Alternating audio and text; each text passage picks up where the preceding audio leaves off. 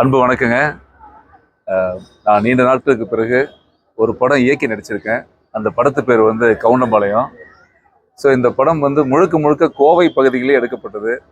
அதனால இந்த கொங்கு மண்டலம், அது மட்டும் இல்லை, குறிப்பாக கோவையினுடைய காவல் தெய்வமாக மதிக்கிற அம்மன் கோணியம்மங்கிட்ட வந்து மனசார வேண்டிக்கிட்டு இந்த படத்தினுடைய ரிலீஸ் தேதியை அறிவிக்கிறேன். வர்ற ஜூலை 15 இந்த படம் ரிலீஸ் ஆகும். ரொம்ப ஒரு நல்ல படம். வணிக ரீதியாக வணிக ரீதியாக எத்தனையோ படங்கள் ரிலீஸ் ஆனால் கூட இந்த படத்தில் எனக்கு எடுக்கிறப்ப ஒரு பெரிய எனக்கு ஒரு சந்தோஷம் இருக்குது. என்னென்னா, இது ஒரு பெற்றோர்களுக்காக, ஒரு பெண் பிள்ளைகளுக்காக, அதுவும் நாடக காதலை மையப்படுத்தி எடுக்கப்பட்ட இந்த படம் கட்டாயமாக அது மக்களுக்கு ஒரு விழிப்புணர்வு படமாக இருக்கணுங்கிறதுக்காக இந்த படத்தை நான் இன்னைக்கு அம்மன் காலடியில் சமர்ப்பித்து அது உங்களுக்கு சொல்கிறேன். ஜூலை 5ஆம் தேதி இந்த படம் வந்து ரிலீஸ் ஆகும். தமிழகம் எங்கும் ஜூலை 5ஆம் தேதி ரிலீஸ் ஆகும். கட்டாயமாக நீங்கள் இந்த படங்களுக்கு, இதை போன்ற ஒரு நல்ல படங்களுக்கு நீங்கள் பேராதரவு கொடுக்கணும். என்னன்னா, இதில் பெரிய உச்சபட்ச நட்சத்திரங்கள்லாம் பெருசாக இல்லாட்டி கூட ஒரு ஒரு தாய்மார்களுடைய கண்ணீர் இந்த படத்தில் இருக்கு. ஒரு ஒரு பெத்தவங்களுடைய கண்ணீர் இந்த படத்தில் இருக்கு. ஒரு ஒரு படிக்கிற பிள்ளைகளுடைய எதிர்காலம் இந்த படத்தில் இருக்கு. இந்த படத்தில் இதுதான் பெரிய ஸ்டார்னு நான் சொல்லுவேன். அதனால தயவுசெய்து தமிழக மக்கள் நீங்கள் எல்லாரும் இந்த படத்துக்கு வந்து ஆதரவு கொடுக்கணும். கட்டாயமாக மனமாற வேண்டிக்கிறேன். அதுதான் இன்னைக்கான சிறப்பு நிகழ்ச்சி. என்ன கதை? இது வந்து ஒரு நாடக காதல் கதை. இன்னைக்கு உங்களுக்கு தெரிஞ்ச விஷயம்தான். இன்னைக்கு நீங்க தினந்தோறும் பார்க்கலாம். பெண்கள் படிக்க போற காலத்திலையும் சரி, ஒரு பெண் பிள்ளை இன்னைக்கு வளர்த்து அந்த பெண் பிள்ளையை பள்ளிக்கூடத்துக்கு அனுப்பிச்சு திருப்பி கூப்பிடுறதுங்கிறது பெரிய கஷ்டம் இன்னைக்கு. ஸோ இந்த பெண் பிள்ளைகளை பாதுகாப்புக்கு மையப்படுத்தி பெண் பிள்ளைகளுக்கு நடக்கிற அவலங்களை முன்னிறுத்தி தான் இந்த படம் எடுத்திருக்கோம். இது நாடக காதல், முக்கியமா நாடக காதலை விழிப்புணர்வு போனது. என்ன இப்படி கேட்டீங்க? நாடக காதல்ங்கிறது பணக்கார பிள்ளைங்களை குறி வச்சு தாக்குறது, சரிங்களா? இன்னைக்கு காதலை நீங்க தினந்தோறும் பாக்குறீங்க. நான் நேத்து கூட ஒரு சம்பவம் நடந்தது. போன வாரம் பாருங்க, நெல்லையில ஒரு சம்பவம் நடந்தது. எவ்வளவு ஒரு பெரிய கஷ்டம். ஒரு பெண்ணுங்கிறதுக்கு எல்லாத்துக்குமே ஒரு யாரையும் காதலிக்கிறதுக்கு எந்த பெற்றோரும் எதிரி கிடையாது. ஆனா தன் காதலிக்கிற மகள் வந்து சரியான பாதையை தேர்ந்தெடுக்கிறாளா இல்லையாங்கிறதா எல்லா பெற்றவங்களுடைய கவலையும். ஏன்னா இன்னைக்கு பல இடங்கள்ல நீங்க பார்க்கலாம், வரதட்சணை கொடுமை, தற்கொலை பண்ணிக்கிறது, ஒரு சுயமரியாதை கல்யாணம்ன்ற பேர்ல இப்ப கூட நீங்க நெல்லையில பாத்தீங்கன்னா பாவம், அந்த ஒரு பெண் பிள்ளையை கொண்டு போய் 3 நாள் உள்ள வச்சுக்கிட்டு அவங்க அந்த எல்லாரும் சேர்ந்து சுயமரியாதை திருமணம் பண்றாங்க. இந்த சுயமரியாதை திருமணம் பண்றவங்களுக்கெல்லாம் எனக்கு உண்மையாவே ஒரு மனசு வருத்தம் என்னன்னா, எல்லாரும் சேர்ந்து அந்த மன்றத்தை அடிச்சு உடைச்சு பெரிய கலாட்டா நடந்தது நீங்க எல்லாம் பார்த்துருப்பீங்க. அப்படி கோவத்தோட பெண் வீட்டார் வந்து அடிச்சு உடைக்கும் பொழுது உண்மையாகவும் அங்க யாராவது ஒரு ஆட்கள் இருந்திருந்தா அங்க உயிர் சேதம் நடந்திருக்கும். அவங்க வெறும் இடத்த தான் அடிச்சு உடைச்சாங்க, ஆனா உயிர் சேதம் நடந்திருக்கும். அதே நேரத்துல பிள்ளையை பெற்றவங்க தற்கொலை பண்ணியிருந்தாலும் உயிர் சேதம் தான். ஸோ இந்த மாதிரியான சம்பவங்களுக்கு முதல்ல ஒரு முற்றுப்புள்ளி வைக்கணும். இந்த கருத்தெல்லாம் வலியுறுத்துற படம் தான் நம்ம கவுண்டம்பாளையம். இந்த காதல் திருமணங்கள்ல தான் வந்து சமூக நீதி நிலைநாட்டப்படுகிறது.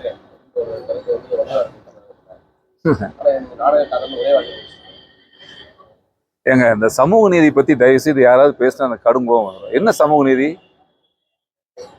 பெத்தாம கஷ்டப்பட்டு அவன் கால் கெடுக்க 4 வேலை செஞ்சு, கூலி வேலை செஞ்சு பிள்ளைய படிக்க வச்சு காலேஜுக்கு அனுப்பிச்சு ஸ்கூலுக்கு அனுப்பிச்சு அந்த பிள்ளைய கிளி மாதிரி பார்த்து பார்த்து கொண்டு வர பிள்ளைய கண்டவன் தூக்கிட்டு போறதான் உங்களுக்கு புரட்சி காதலாது? இதுதான் சமூக நீதியான காதலாது? சமூக நீதிங்கிறது என்னது? முதல் சமூக நீதியே தவறு. எப்படி தவறுங்கிறீங்க? ஒரு செல்போன் காணாம போச்சுன்னா கம்ப்ளைண்ட் கொடுக்குறீங்க, கார் காணாம போச்சுன்னா கம்ப்ளைண்ட் கொடுக்குறீங்க, உங்க செருப்பு காணாம போச்சுன்னா ஸ்டேஷன்ல போய் கம்ப்ளைண்ட் கொடுக்குறீங்க. அந்த வழக்கெல்லாம் எடுத்துக்கிறீங்கல்ல. பெத்தவங்க கஷ்டப்பட்டு ஒரு பிள்ளையை பெத்தாங்கன்னா அந்த பிள்ளை காணாம போகுது, அந்த பிள்ளை ஒருத்தர் தூக்கிட்டு போறோன்னா அதுக்கு என்னங்க பாதுகாப்பு? நீங்களாம் ஒரு 4 பேர் போய் கையெழுத்து போட்டா அந்த பிள்ளை கல்யாணம் ஆயிடுமா? அப்ப பெத்தவங்களுடைய நிலை, பெத்தவங்களுடைய வலி, அவங்களுடைய கண்ணீர் என்ன? என்னைக்கு இந்த சமூக நீதி சமூக நீதினு சொல்லி ஏமாத்துறாங்களோ அந்த சமூக நீதி போராளிகள் எல்லாருமே தயவு செஞ்சு தான் குடும்பத்துல ஒரு சுயமரியாதை கல்யாணம் தம் மகளுக்கு பண்ணிட்டு அடுத்தவங்க மகளுக்கு பண்ணா ரொம்ப சிறப்பு. ஏன்னா அடுத்தவங்க கஷ்டத்துடைய குடும்பத்தோட வழி தெரியாது. இங்க எல்லாமே என்னன்னா, சாதிய பிரிவினை உருவாக்கணும், மதத்துக்குள்ள பிரிவினை உருவாக்கணுன்ற எண்ணத்துலதான் இதெல்லாம் நடக்குதே தவிர மீதி எந்த சமூக நீதி இங்க கிடையாது. பெத்தவங்க இது நிறுத்தப்படணும்னா என்னுடைய உண்மையான ஒரு வேண்டுகோள் என்ன தெரியுங்களா? தயவு செய்து பெத்தவங்க கையெழுத்து இல்லாம திருமணம் நடக்கக்கூடாதுன்னு ரெஜிஸ்டர் ஆபீஸ்ல ஒரு சட்டம் கொண்டு வரணும். அப்படி கொண்டு வந்துட்டாங்கன்னா இதை போன்ற நாடக காதல் நடக்கவே நடக்காது, எங்கேயுமே நடக்காது. ஆணவ கொலையும் நடக்காது, அடிதடி நடக்காது, கலாட்டா நடக்காது, சமூக பிரச்சனையும் நடக்காது. இதுதான். அடுத்து சாதியம் வந்து பிரிஞ்சிருக்கிறது தான் நல்லது அப்படின்னு சொல்லியிருக்காங்க. எப்படிங்க? சாதி என்பது அப்படியே பிரிஞ்சிருக்கிறது தான் நல்லது, சமூக நீதின்றது தேவையில்லை அப்படின்றத. நீங்க இடஒதுக்கீடு இருக்கும்போதே தெரியலையா? இடஒதுக்கீடுக்கு மட்டும் சாதி தேவைப்படுது உங்களுக்கு. அப்புறம் என்ன சமூக நீதி பிரச்சனை பத்தி பேசுறீங்க? நான் சாதிங்கிறதே உலகத்துல உயர்ந்த சாதியை பெத்தவங்க தாங்க. நம்ம அம்மா தானங்க உயர்ந்த சாதி. நான் சொல்றது பெத்தவங்கன்னு சொல்றேன். அதுல எந்த சாதியா இருந்தா என்ன? எந்த சாதியா இருந்தா என்னங்க? அது எப்படி நீங்க சமூக நீதினு ஒத்த வழியில சொல்லிட்டு போயிட்டீங்க? அந்த சமூக நீதி வந்து பெத்தவங்களுக்கும் சேருமா இல்லையா? ஒரு பிள்ளையை தூக்கிட்டு போய் நீங்க கடத்தி வைக்கிறீங்க. ஏன் அவங்க அம்மா அப்பாட்ட ஒரு பேச்சுவார்த்தை பண்ணி சேர்த்து வைக்கலாமே? நீங்க குடும்பத்தோட சேர்த்து வைக்கலாமே? ஏன் அவங்கள எதிர்த்து தான் நீங்க திருட்டுத்தனமா கல்யாணம் பண்ணணுங்கிறதுக்காகவே ஒரு குரூப் அங்கங்க ஆபீஸ் போட்டுட்டு கட்ட பஞ்சாயத்து பண்ணிட்டு இருக்கிறீங்க? அதுக்கு என்ன இது சமூக நீதி? அது பெத்த உண்மை உங்களையெல்லாம் ஒரு அம்மா தானப்பா பெத்தா? இல்ல வானத்துல இருந்து நேரம் கூச்சு வந்தீங்கன்னா என்ன? அதுதான். சோ இந்த மாதிரியான விழிப்புணர்வு வரணுங்க. அடுத்த நாளைய சமுதாயம் பாதுகாக்கப்படணும். சோ இதெல்லாம் பண்றதுக்கு தான் இந்த மாதிரி படங்கள் நான் எடுத்திருக்கிறேன். இந்த படம் கண்டிப்பா உங்களுக்கு எல்லாம் பிடிக்கும். அது காதல் திருமணத்துக்கு எதிர்ப்பு ஜாதி பேர் கொண்ட படத்தை வந்து வச்சிருக்கீங்க. அப்படிங்கும்போது ரஞ்சித் வந்து ஜாதிய ஆதிக்கத்தை ஊக்குவிக்கிறார் அப்படின்னு பாருங்க, நானும் இப்ப சமூக வலைத்தளங்கள்ல நிறைய பார்த்துக்கிட்டே வரேன். நான் வந்து ஒரு 100 படத்துக்கு மேல நடிச்சிருக்கேன். தமிழ்நாடு மக்களுக்கு எல்லாம் தெரியும். நான் எத்தனையோ வேஷங்கள் பண்ணியிருக்கேன். நான் ஒரு பெரிய என்ன வந்து இப்ப என்ன சமீப காலமா இப்ப என்ன ஒரு விஷயம் நடக்குதுன்னா, கவுண்டம்பாளையம்னு ஒரு பேர் வச்சுட்டேன். அது ஒரு பெரிய பிரச்சனை உங்களுக்கு எல்லாம் இல்லையா? கவுண்டம்பாளையங்கிறது அது சாதி பேரா? கவுண்டம்பாளையங்கிறது இங்க இருக்கிற ஒரு சட்டமன்ற தொகுதி. இங்க ஒரு 100 ஊர் இருக்கு. கவுண்டம்பாளையம்னு கொங்கு பகுதியில வாழ்றவங்க தெரியும். கவுண்டம்பாளையம் ஒரு ஊர்னு தெரியும். ஸோ அதே நேரத்துல என்னை போன்ற ஆட்களை நாடக காதல்னு நான் சொல்லும் பொழுது மட்டும் என்ன சாதி வெறின்னா பாக்குறீங்க. நாடக காதல்னு சொல்லும் போது ஓ இவன் சாதி வெறிய, ஒரு சாதி வெறிக்காக படம் எடுக்கிறான் அப்படின்னு. நான் என்ன சொல்றேன், இந்த நாடக காதல் வந்து ஒரு சாதிக்கு நடக்கிறது இல்லை, உலகம் முழுக்க எல்லா சாதிக்கும் உருவாகுது, எல்லா மக்களுக்கும் உருவாகுது. பெத்தவங்களுடைய கண்ணீரை பத்தி தான் நான் நாடக காதல்னு சொல்றேன். பெத்தவங்களை எதிர்த்து பெத்தவங்களுக்கு பிடிக்காம தூக்கிட்டு போறதுதான் தவறான செயல்னு சொல்ல வர்றோம். அப்படிப்பட்ட என்ன நீங்க திரும்பவும் ஒரு நாடக காதலை எதுக்குறதால என்ன ஒரு சாதி வெறியன்னு சொன்னீங்கன்னா கையெடுத்து கும்பிட்றேன். ஆமா நான் சாதி வெறியன் தான் சொல்லிக்கலாம், தப்பு கிடையாது. அது பெத்தவங்களுக்கு தெரியும், பேரண்ட்ஸுக்கு தெரியும். அதுதான். அடுத்து சொல்லுங்க. படத்துல வந்து ஏற்கனவே ட்ரெய்லர்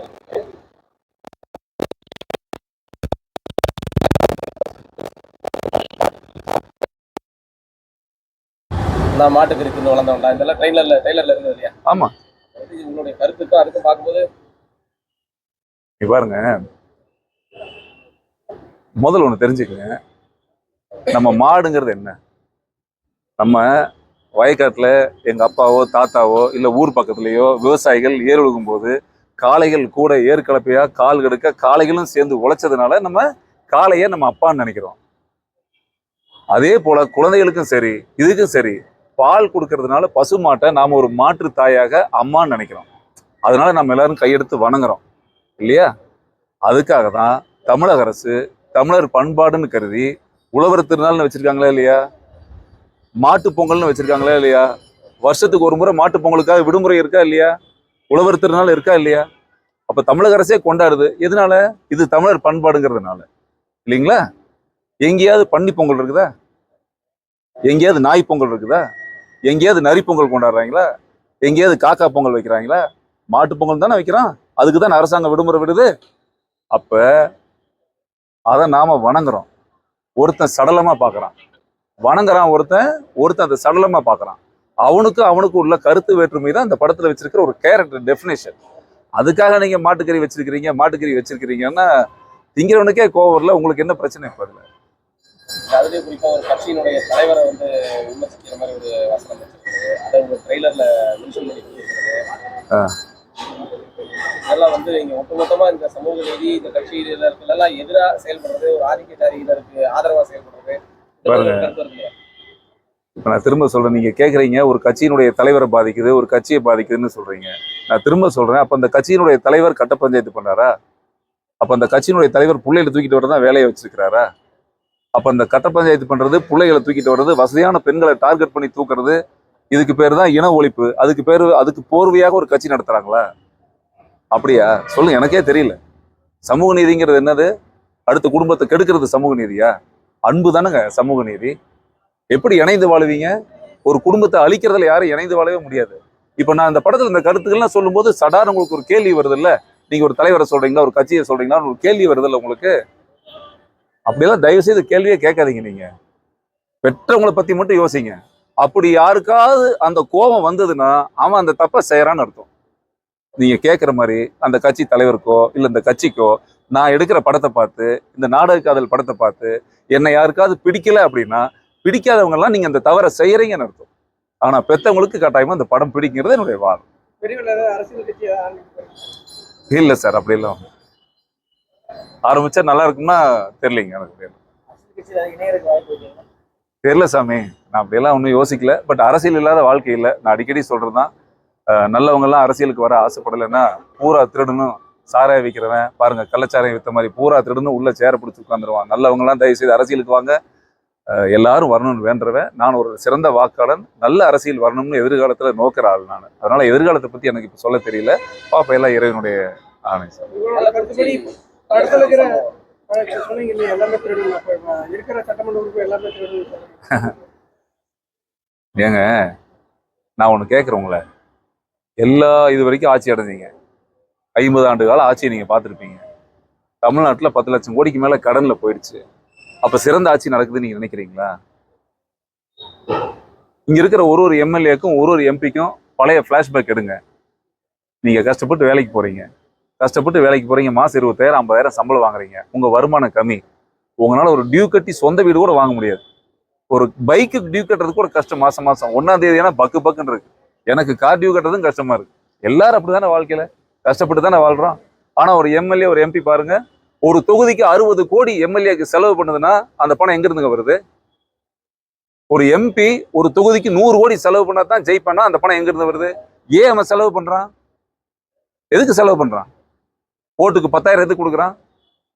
எதுக்கு சரக்கு வாங்கி கொடுக்குறான்? சொல்லுங்க. 5 வருஷத்துக்கு முன்னாடி அந்த எம்பி என்ன கம்பெனி வச்சிருந்தான்? பில்கேட்ஸோட பேரன் அவன். சாதாரணமா சைக்கிள் வந்துட்டு இருந்தான், டிஎஸ்ல வந்திருந்தான். டக்குன்னு பார்த்தா 2 காலேஜ் வச்சிருப்பான், டக்குன்னு பார்த்தா பெரிய கல்குவாரி வச்சிருப்பான். இதெல்லாம் எங்க வந்தது? உழைச்சு வந்ததா? உழைக்கிறவங்க முழுக்க 80% பாவம் நடந்து ரோட்ல கஷ்டப்பட்டுக்கிறான் வெயில்ல. ஆனா இவங்க வாழ்க்கையில நீங்க பாக்குறீங்கல்ல, அப்ப இதுக்கு பேர் என்னது? கடவுள் கொண்டாந்து கொடுத்தாரா என்ன உங்களுக்கு? சொல்லுங்க. இந்த திருட்டுத்தனம் இல்லாத அரசியல் வரணுங்கிறதாங்க என்னை போன்ற ஆட்களுடைய விருப்பம். நாளைய தலைமுறையை பாதுகாக்கணும்னா இந்த அரசியல்லாம் அப்புறப்படுத்த வேணும். இந்த திருடங்களா இருக்கக்கூடாதுன்னு நான் சொல்றேன். அரசியல் பேச்சு வந்து திராவிட கட்சிகளுக்கு எதிரானதா இருக்குது. அப்படியா? நான் மக்களுக்கு எதிரானவங்கள சொல்லிட்டு இருக்கிறேன் சாமி. அது என்ன திராவிடம்? அந்த மாதிரிலாம் என்ன? நீங்க மக்களுக்கு எதிரான ஆட்சியும் மக்களுக்கு எதிரான அரசாங்கத்தை பத்தி தான் நான் பேசுறேன். இந்த பேச்சு அடிப்படை சாராம்சம் பார்த்தா நாம் தமிழர் நோக்கி போற மாதிரி இருக்கு. நான் தமிழன் தான் சாமி, நான் தமிழன் தான், சுத்த தமிழன், ஒரு தூய்மையான இந்தியன், இந்து. உண்மைதானே? என் பிறப்பை நான் மாத்திக்கவே முடியாதுல்ல. சொல்லுங்க. கள்ளக்குறிச்சி சம்பவத்துல உயிரிழந்தவங்களுக்கு ஆளுங்கட்சியான திமுகவும் எதிர்கட்சியான அதிமுகவும் மாறி மாறி அவங்களுக்கான அந்த உயிரிழந்தவங்களுக்கான நிதியுதவி கொடுக்கறது, ஒரு சில கட்சிகள் வந்து அதை நிதியுதவி கொடுக்கறத எதிர்க்கிறது அப்படின்ற ஒரு இன்னொரு இப்ப 20 மாசம் தான் அங்க தேர்தல் இருக்கு இல்லையா? தேர்தல் வந்துருச்சுல்ல, அதனால 10 லட்சம் என்னங்க, ஒரு ஆளுக்கு 1 கோடி கொடுக்கறது கூட வாய்ப்பு இருக்கு. போட்டி போட்டு ஏன்டா கொடுக்குறீங்கன்னு ஒரு குரூப்பும். எவ்வளவு கொடுமைன்னு யோசிச்சிங்களா? எவ்வளவு பாருங்க. அந்த உயிர்கள்லாம் டிவியில பார்க்கும்போது கண்ணீர் அப்படியே மனசே கஷ்டமா இருக்குங்க. உண்மையாலுமே பயங்கர வருத்தமா இருக்கு. எத்தனை உயிர்கள் பலியாது பாருங்க. நீங்க எல்லாரும் கள்ளச்சாராயம் குடிச்சு செத்துட்டாங்கிறதுக்காக கோவப்படுறீங்க. நம்ம நாடு ரோடு முழுக்க முக்குக்கு முக்கு மதுக்கடையை திறந்து வச்சிருக்கானே, அதெல்லாம் உங்களுக்கு தவறா தெரியலையா? இது ஸ்லோ பாய்சனுங்க. இவன் இன்னைக்கே செத்துருவான், இவன் 5 வருஷம் கழிச்சு சாவான். ஸ்லோ பாய்சனுங்க. இது என்ன ஒரு பெரிய மாற்றம்? உங்களால இந்த கள்ளச்சாராயத்தெல்லாம் ஒழிக்கவே முடியாது. அட பிளாஸ்டிக் பாட்டில ஒழிங்கன்னு சொல்லி மூக்குக்கு போர்டு வச்சிங்களே, உங்களால ஒரு பிளாஸ்டிக் குப்பை ஒழிக்க முடிஞ்சுதா? அப்புறம் எப்படி கள்ளச்சாராயத்தை ஒழிக்க முடியும்? இந்த கையாளாகத்தனம் வந்து எல்லாம் மனிதர் கேவலமா இருக்குதுங்க. உண்மையா கஷ்டமா இருக்கு. இது யாருக்கும் தெரியாம நடந்திருக்காது, அரசியல்வாதிகளுக்கு தெரியாம நடந்திருக்காது, ஆட்சியாளர்களுக்கு தெரியாம நடந்திருக்காது.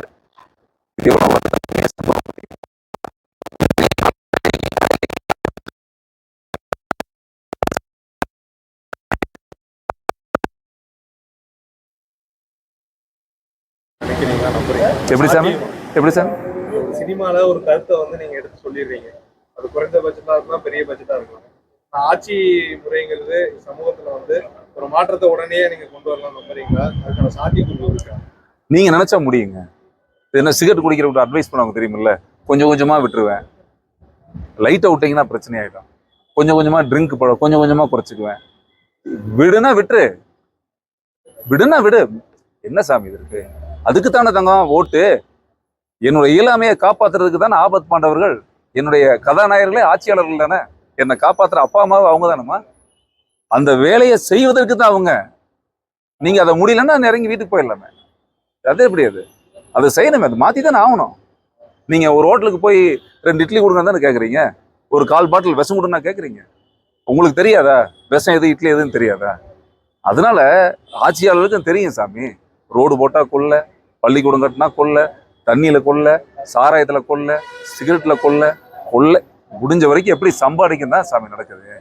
அந்த மாற்றங்கள் வரணும் தானே நான் சொல்றேன். அதுல இருந்து ஆட்சி மாற்றத்துக்கே முடியாது அப்படின்னா அதை நீ ஒண்ணுமே பண்ண முடியாது. இல்லை, நீ வரக்கூடிய படங்கள் வந்து இந்த மாதிரி அரசியல் எதிர்த்தான கருத்துக்கள், ஆட்சி மாற்றத்துக்கான முன்னெடுப்பா இருக்கும்.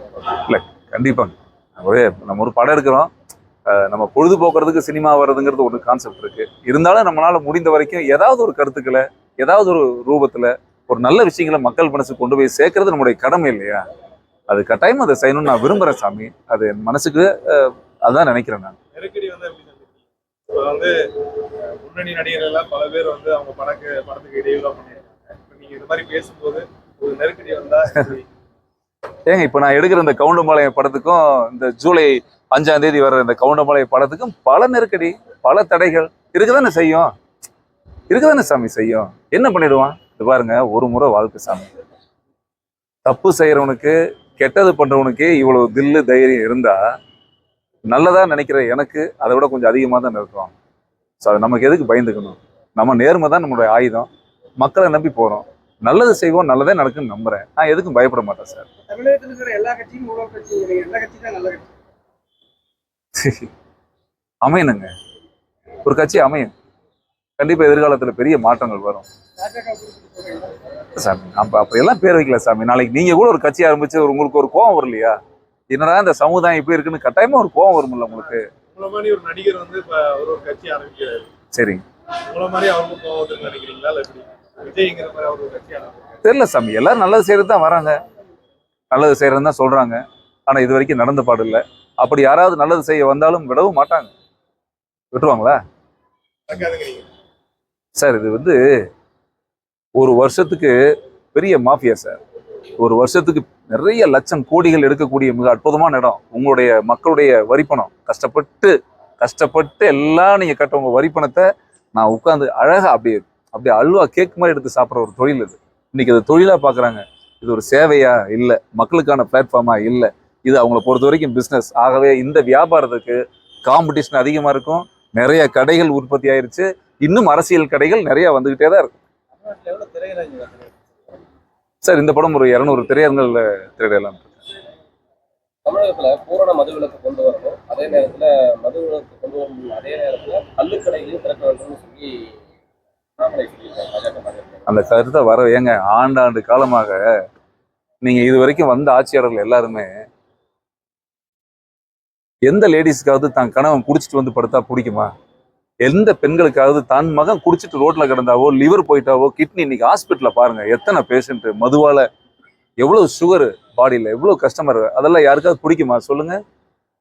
ஆனா ஒரு வருஷமும் நீங்க ஓட்டு கேட்க வரும் பொழுது படிப்படியாக குறைத்து விடுவோம்னு சொல்லித்தான் ஆட்சிக்குள்ள வர்றாங்க. ஆனா இன்னும் குறைஞ்ச மாதிரி தெரியல. அது உற்பத்தி அதிகமாயிட்டு தான் இருக்கு. ஸோ ஆண்டாண்டு காலமாக நம்ம எதுக்காக இங்க போராடிட்டு இருக்கிறோம்? இது வரைக்கும் எத்தனை விவசாயிகள், நல்லா யோசிச்சு பாருங்க, எத்தனை விவசாயி இப்ப கள்ளக்குறிச்சியில செத்து போனதுக்கு 10 லட்சம் கொடுக்குறோம். நம்ம எத்தனையோ விவசாயி தற்கொலை பண்ணிக்கிறான். பால் விலை இல்லை, கரும்பு விலை ஏறல, அரிசி விலை இல்லை, கொள்முதல் இல்லைன்னு எத்தனையோ விவசாயி பாவம் வறுமையில செத்து போயிருக்கிறாங்க. இதுல ஒரு பங்காவது அவங்களுக்கு அந்த காசை கொடுத்து வச்சிருந்துருக்கலாம். அந்த மாதிரி எந்த விவசாயிக்காவது நீங்க கொடுக்குற 10 லட்சத்துல பிரிச்சு கொடுத்துருக்க முடியுமா? அவனால எவ்வளவு பேர் செத்து போயிட்டாங்க. ஒரு விவசாயிக்கு நீங்க செய்யற நன்றி கடனா இருந்தா இன்னைக்கு ஏன் இவன் போய் கள்ள சாராயத்தை விற்கிறான்? எதுக்காக அவன் குடிக்கிறான்? கடையில போனா 1000 ரூபாய்க்கு வாங்கி குடிக்கணும், இங்க போனா 5 ரூபாய்க்கு கிடைக்கும். அவன் எளியவன், ஏழ்மை, கையில காசு இல்லை. அப்போ எளியாவும் போய் அங்கே அந்த 5 ரூபாய்க்கு வாங்கி குடிக்கணும். இதை நீங்கள் முற்றிலும் ஒழிக்கணும்னா நீங்கள் தயவு செய்து கள்ளுக்கடையை தரங்க. கள்ளுக்கடையை தரங்க. ஏன் கள்ளுக்கடை திறக்க மாட்டேங்கிறீங்க? எத்தனை ஆண்டு காலமாக விவசாயிகள் வருஷம் கோரிக்கை வைக்கிறாங்க, கள்ளுக்கடையை தரங்க, கள்ளுக்கடையை தரங்க, கள்ளுக்கடையை தரங்கன்னு. ஏன் இந்த கவர்மெண்ட் அதை ஏத்துக்கிறதே இல்லை தெரியுங்களா? அதுல இவங்களுக்கு வருமானம் இல்லை. அந்த வருமானம் எல்லாம் விவசாயிக்கு போயிடுது. விவசாயி நல்லா இருந்துருவான் பாருங்க, மக்கள் உடம்பு நல்லா இருந்துரும் பாருங்க. ஏன்னா கல்லுல நல்ல சத்துக்கள்லாம் இருக்குன்னு சொல்றாங்களே. அப்போ கல்லு நல்ல விஷயமாச்சே உடம்புக்கு, யாரும் சாகவே மாட்டானே. அப்ப என்ன பண்ணலாம்? எவ்வளவு அருமையான ஒரு கவலை பாருங்க உங்களுக்கு. அப்ப இவங்க என்ன பண்ணணும்? அதெல்லாம் நான் அலோவ் பண்ண மாட்டேன்.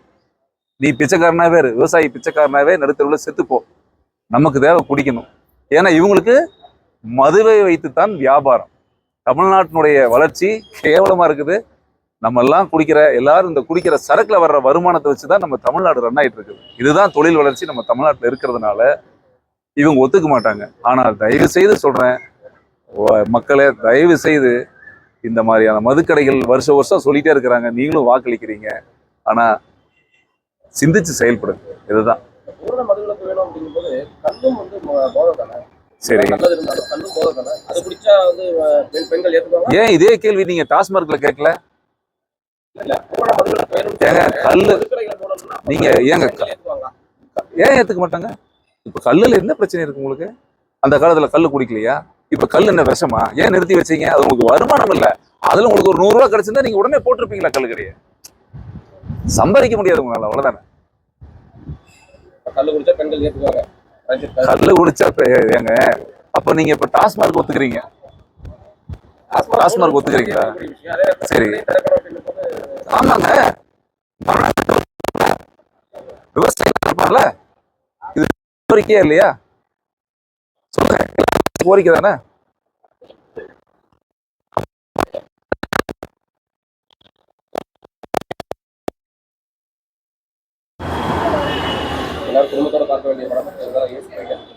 அதான் நானும் நீண்ட கால போராட்டம் பண்ணி சென்சார்ல, நான் யாரையும் தவறா சொல்ல விரும்பல. ஏன்னா ஒரு படம் சென்சார் ஆனதுக்கப்புறம் நம்ம அதை ஏற்றுக்கிட்டு தான் ஆகணும். பல போராட்டங்கள், பல பிரச்சனை இருந்தது இந்த படத்தில். இந்த படம் ஆபாச காட்சியில் எங்கேயுமே இருக்காது. தயவுசெய்து நீங்கள் தேட்டருக்கு வந்து பார்க்கலாம். இது நல்ல படம், நேர்மையான கருத்துக்களை சொல்லியிருக்கிறேன். ஆனால் இந்த படத்தில் நாடக காதலை ஒட்டி வரக்கூடிய சமுதாய கருத்துக்களோ சமுதாயம் சார்ந்த விஷயங்களோ ஆழமாக சொன்னதுனால அறிவு சார்ந்தவங்க இந்த படத்தை பார்க்கணும்னு நினைச்சாங்களோ என்னமோ தெரியல. நம்ம படத்துக்கு ஏ சர்டிஃபிகேட் கொடுத்துருக்குறாங்க. இருந்தாலும் இந்த படம் வெற்றி அடையணும், மக்களை நம்பி நம்ம வரோம். கட்டாயமாக மக்கள் இந்த படத்தை பார்ப்பாங்கன்னு நம்பி வந்திருக்கோம். பார்ப்போம்.